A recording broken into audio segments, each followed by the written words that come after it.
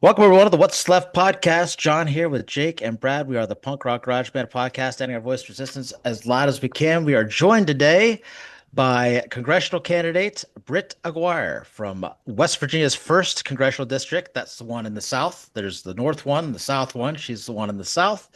Um, and we are super happy and excited to have her here. She's a progressive activist running for Congress out in West Virginia, which is actually pretty close to where we are. We grew up in Ohio. Me and Jake live in Pennsylvania now, but very close to a lot, very similar kind of area.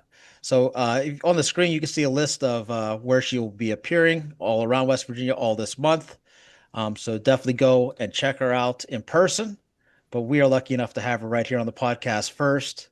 So, Britt, why don't we start with you? And why don't you tell us a little bit and all of our viewers who you are, why you're running, and who you're running against? Absolutely. So, Britt Aguirre, Democratic candidate for Congress District 1. You already said that. I'm based in Logan County, native Appalachian, several generations Appalachian. I have roots in Revolution. My family was in the Matewan Massacre.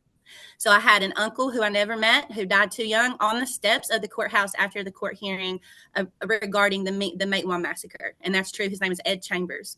My great-grandmother delivered food across the battlefield because that's what the women and children did. And I know that firsthand because she was my primary source. She told me the stories. So when all of the shit hit the fan, there was only one option, and it's we're going to change this in many ways. And the one option was to be an activist, to continue my activism, which I am a seasoned activist. I was vice president of the Lambda Society at Marshall University, and I was on the front lines advocating for marriage equality.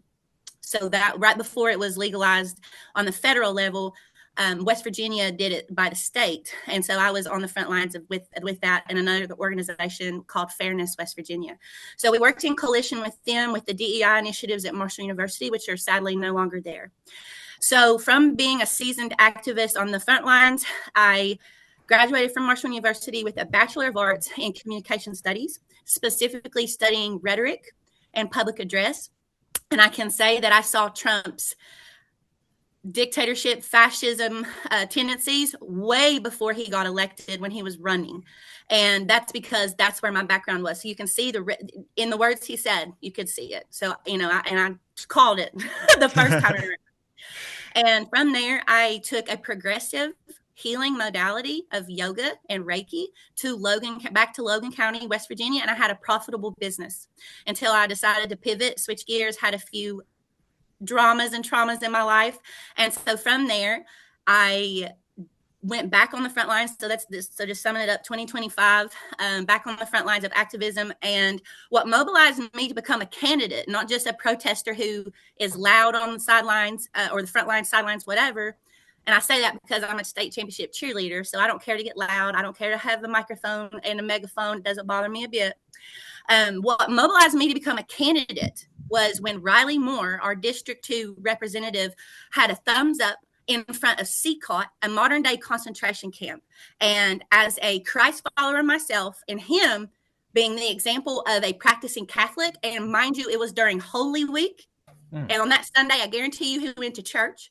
I said, enough is enough, and I am mobilized to become a candidate. And from there, the chips fell in the right direction, or the cards fell in the right way, however metaphor you want to put it. And I decided to run for a federal office. And so that's why I'm here, being a candidate for the U.S. House of Representatives. I have a primary opponent, and we'll see about that. But I'm very confident to get through the primary. And the incumbent that I will be challenging in the general election is Carol Miller. And her she's terrible, but it's not about her. But we're just going to leave it there. And I'm happy to talk more about why she's terrible later. But this is about me right now. And that pretty much sums it up. I have a history of being a progressive person and a pioneer and a solopreneur, entrepreneur, and taking these types of forward thinking, and I keep saying progressive because that's what progressive is, forward thinking modalities, and taking them to places and being able to resonate and reach across the aisle, so to speak, Trump supporters were a lot of my students. I had to look past that, love them like Jesus would. And I have a history of doing that and being successful. So I'd like to take it into politics now, because if we don't do something about politics, they're going to do us. That's how I feel about it. And that's a little bit about me. Thanks for letting me introduce myself. Absolutely. That is how it works. It's cool that, so immigration is the issue that got you motivated. Obviously, I can't ignore the elephant in the room. There was ISIS murdered somebody in cold blood, and we found out too that they had murdered another person over uh, New Year's Eve weekend. And now there's reporting of another two people being shot in Portland as we came on. This is recorded Thursday night. Um, they're escalating violence. Abolish ICE used to be considered such a very far left, crazy, insane position. People were shot down for it after 2018.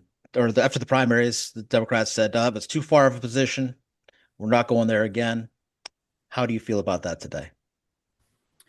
We have that's I've been posting that hashtag. I have publicly posted it. We absolutely have to completely abolish them. There is no reform right at this moment when we have a paramilitary force that mirrors Nazi Germany in many ways. I mean, we have to abolish them. This is absolutely unacceptable.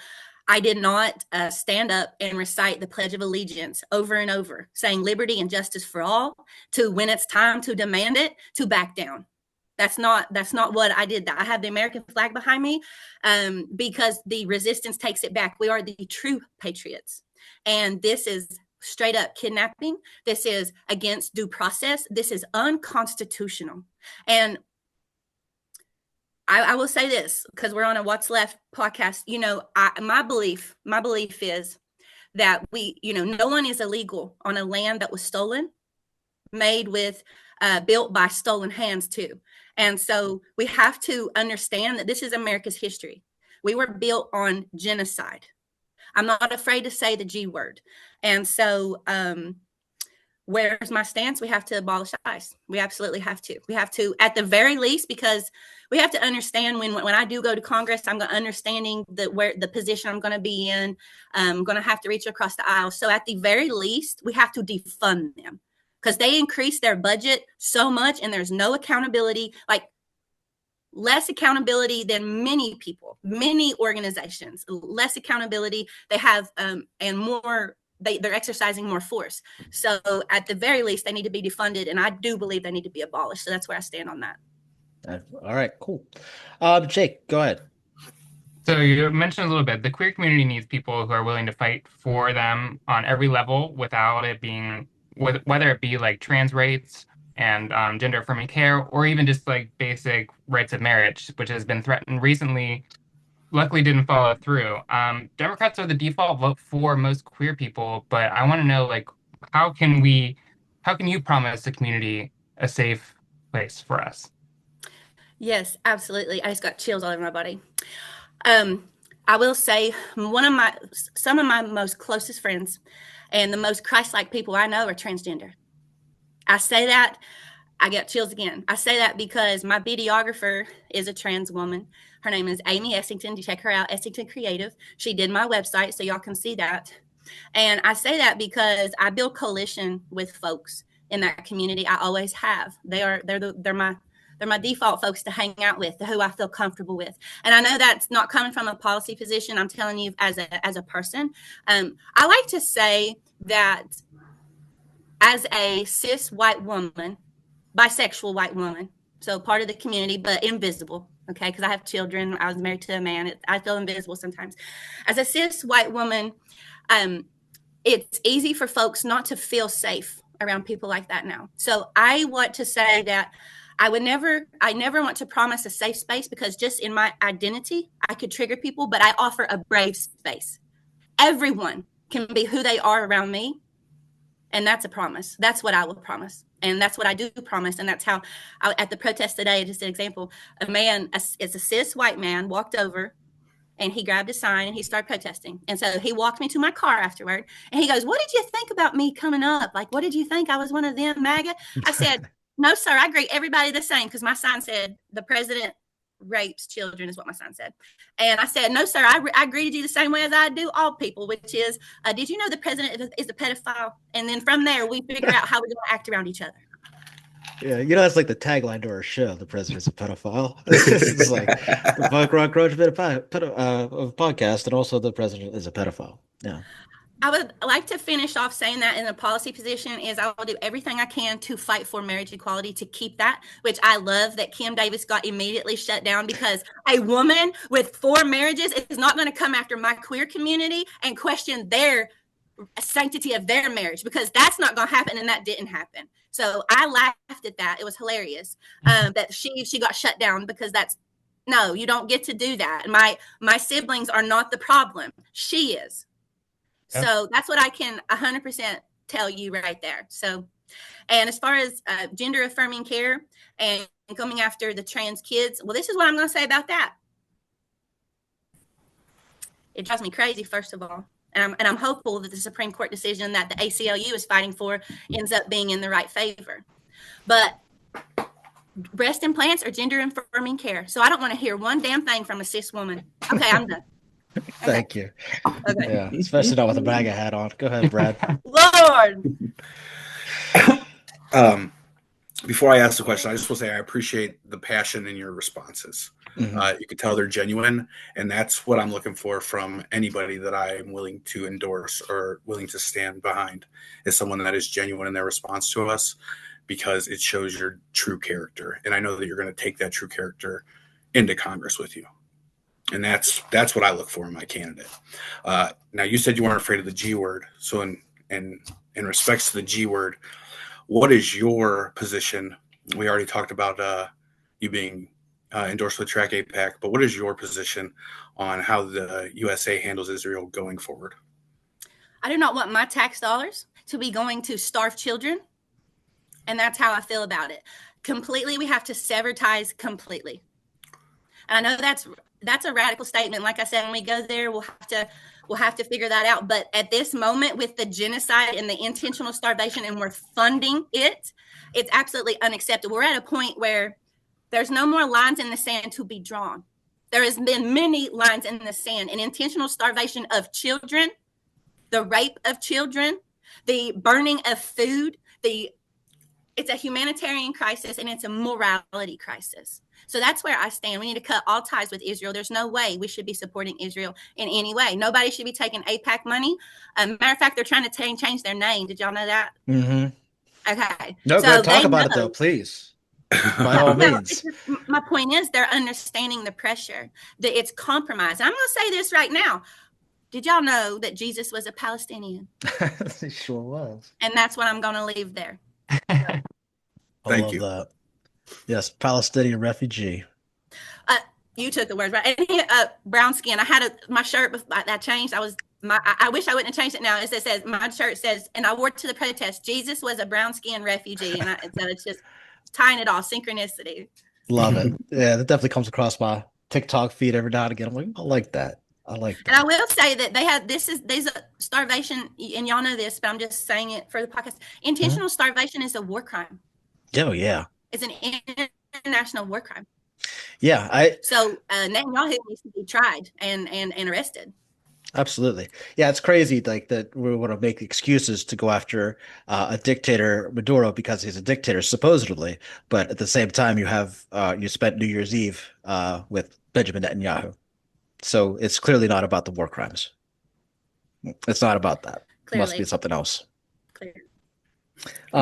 Yes. All right. So I love because this is what's important too. I want to say this because your personality, you said like we know you could feel what somebody's actually feels about their policy through their personality. It's not something you get from every Democrat. You know what I mean? Like I don't feel when you talk about the trans community, I don't wonder how you're going to vote. I don't wonder that. You know what I mean? And I don't wonder how you're going to vote on Israel. I understand it, because the passion comes through. So I noticed this on your page too. This is something that's very personally close to me because I am in recovery myself. I had my lowest time. Medicaid saved my life. And I was in treatment and recovery because of that. You know what I mean? And it helped me to to get to where I was. Without it, I may not be here.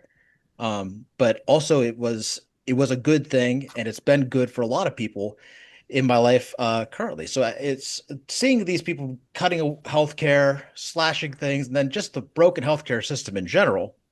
The people who defraud the Medicare system are people like United Healthcare, not everyday people. You know, when they talk about these, I especially get mad when they talk about these 30-year-old men who are sitting around playing video games, living off of Medicaid like it's a payment. It's just not true. You know, if there is somebody in that position, it's probably because of addiction. And it's, you know, it's something that's hit, you know, you're from West Virginia, we're from Ohio. This we all know people who have died because of the Sacklers, because of I mean, and it, we know it's not Venezuela's fault.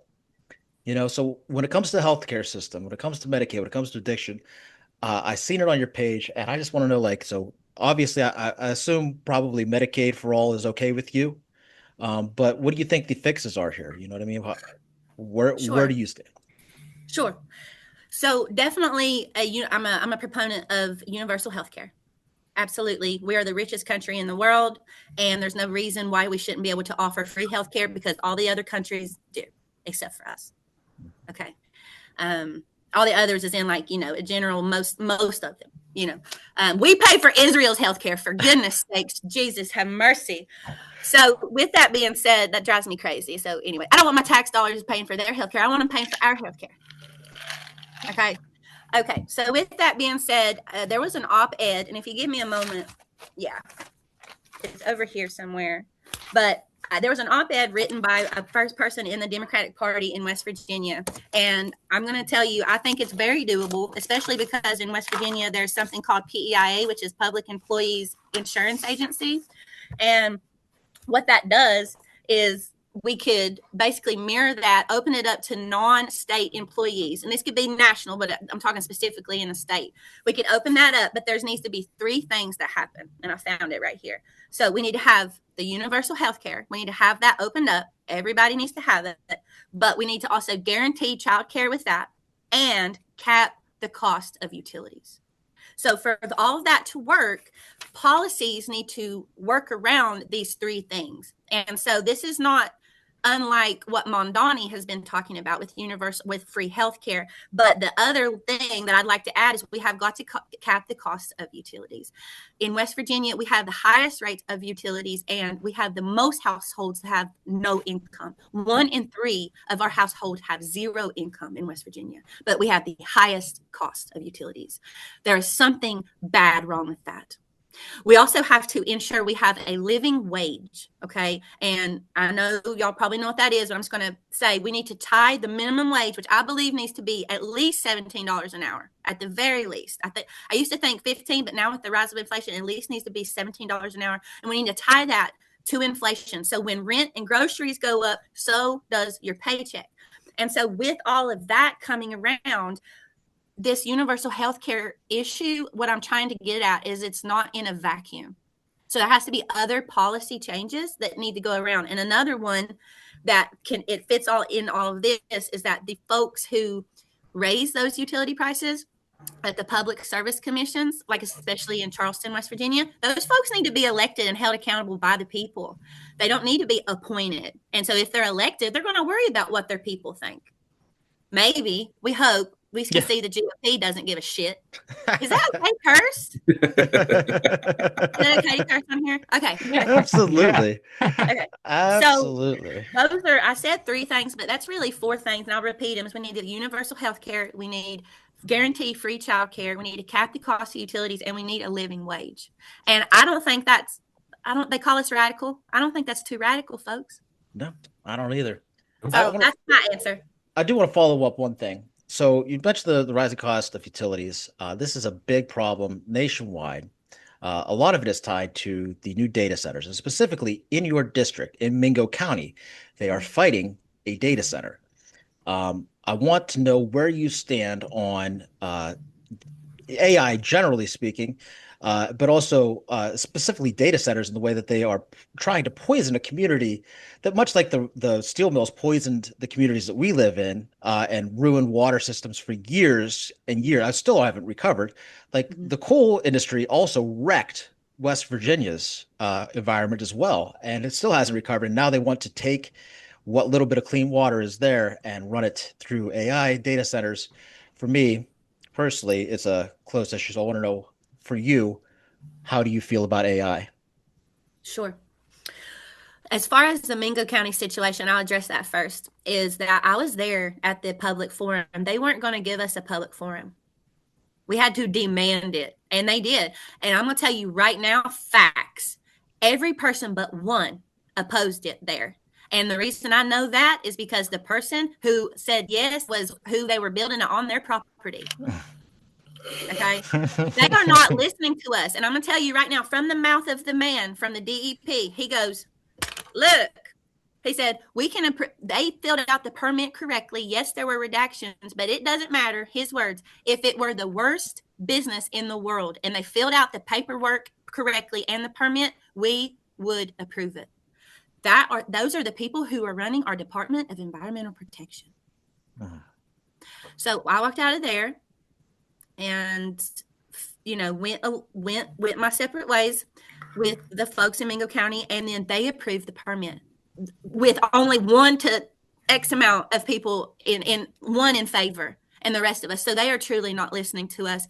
No, we don't want data centers in West Virginia. We do not want these carpetbagging, bootlicking sons of a gun to come in and get our resources again. And you know what they're really coming after is the mineral earth resources. I think that's how you... Rare earth minerals. Rare earth. Okay, I knew I was missing somewhere in there. So rare earth minerals. That's what they're really going after, because there's an activist in Wyoming County who is testing the water actively, and he's finding a bunch of things. His name is Richard Altizer. Feel free to follow him. So he has all kinds of paperwork. He's tracking it all, but that's what he believes is they're actually coming after in the mines and things like that. So let me back up here. Is we as a human species are evolving. Okay, that's what it is. I'm going to go I'm a healer. Okay, I'm a Reiki master teacher. So I'm going to bring it back a little bit to astrology right now. Pluto is in Aquarius for a long, long, long time. And the last time that was in Aquarius was 76, bitches. Okay. Okay. We might be able to edit that one out. Sorry, that was a lot. But my point is it's in the stars that AI has exploded. Now, what's going to happen is our planet's not going to be sustainable. We have to find a balance. So, do I use it minimally? Absolutely. Is it necessary sometimes? Yes. I'm not a hypocrite. I'm going to tell you. I am advocating against data centers, and I'm having to, as a human being, with this new unprecedented explosion of AI and technology, I'm having to balance what's ethical, what's moral, what's sustainable, go touch grass. We have to touch grass more often than we use AI. And I'll tell you this too, is that when my children act out a little differently sometimes, I check what content they're consuming. And if it's too much AI, we have to stop it. I don't think any human should consume too much AI. Because when they do, I feel like it's a different experience when I'm speaking with them. Okay. And I'll leave it at that. I'm not afraid to, and people can hold me accountable, tell me not to use AI. The only thing I really use it for is to help me write captions. And it's just kind of like delegating tasks. But if I could hire a human, and I'll hire one, there's a balance. And I hope y'all don't judge me for that. And I hope that we can have a thoughtful conversation about it. And I am against the data center in West Virginia. I think you can balance. It's a both and right now. Sure. Can I get a commitment from you that it's a big lobby. I know you don't take the APAC money. Can I get a commitment that you will refuse PAC money from AI companies? That is perfect. I've never had anybody ask me that. Absolutely. You can take it, mark it down today, January 8th, 2026. Excellent. Because I already committed to the Progressive Democrats that I will not be a lobbyist for 5 years if I'm elected, for 5 years after I get out of office. So I've already committed to that as well. Cool. All right, Jake, go ahead. Okay. So, on your website, you claim to keep the promise of public education through better pay and support for teachers, stronger neighborhood schools. Can you explain how you'd intend to keep that promise in light of like the struggles that most public schools are facing, like in Charleston, with the finances and the closures? Absolutely. I believe we need to raise the rate of pay like on 100% on that. That's my main thing I'm going to say right now. I was a substitute teacher, and it was in Logan County, so it was hard. It was a struggle. There was many times I had to have conversations with students, and there were many times that they wouldn't have conversations with me because they were stuck to their phone.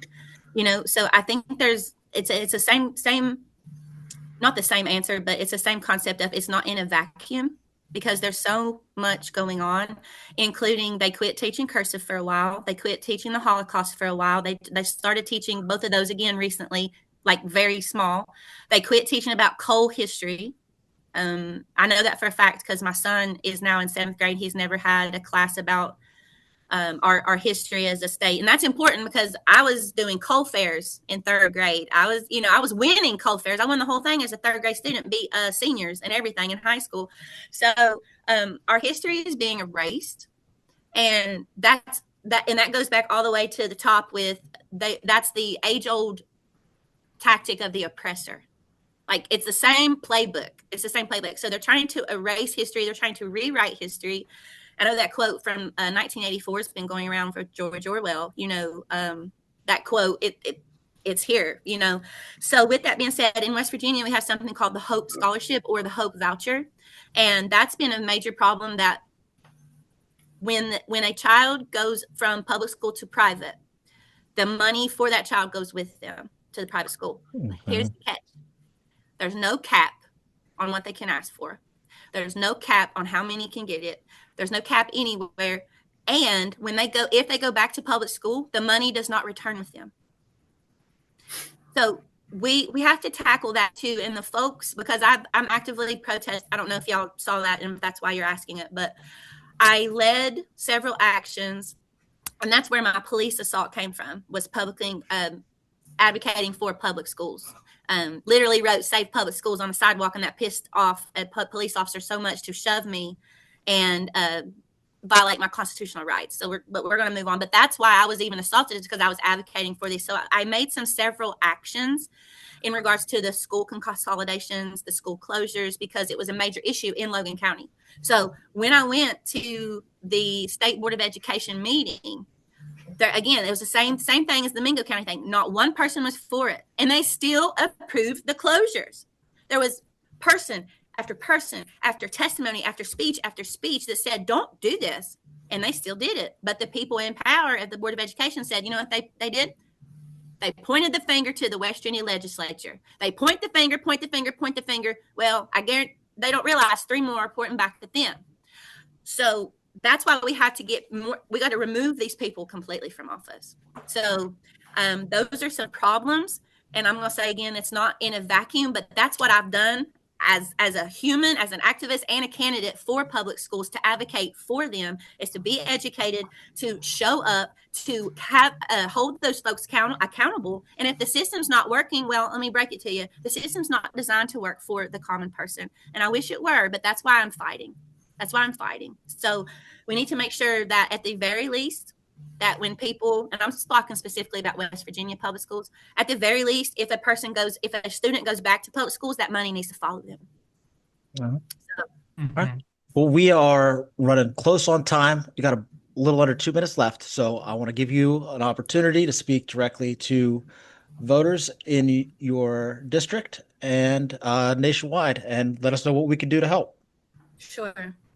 Send me to Congress to increase and make congressional oversight more effective. Send me to Congress to protect and defend the Constitution of the United States of America. Send me to Congress to make sure Appalachia doesn't get left behind anymore.